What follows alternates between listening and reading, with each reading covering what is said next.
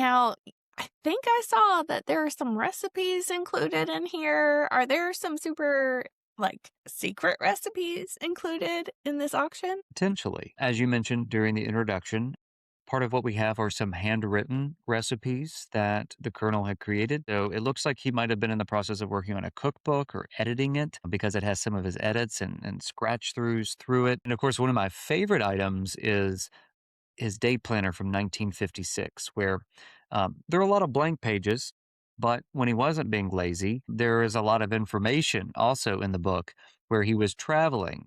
So much is documented about his life, where he ate, how much he tipped, what he liked, collecting notes from out his travels, and also a recipe that has 11 herbs and spices and their measurements.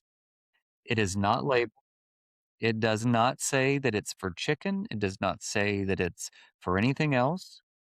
This was subject of a 2001 lawsuit when our client reached out to KFC. They said, "Hey, we found this book. It has this in the Colonel's handwriting. We're just curious if it might be the original recipe or not." So the next day, there were attorneys on my client's doorstep with about 3 inches thick of legal papers and says, "We need to take possession of that book." So they did. They sued for possession. Well, they walked back to KFC headquarters and they found the one person who can open the safe that contains the secret recipe. And they pulled it out and they compared it.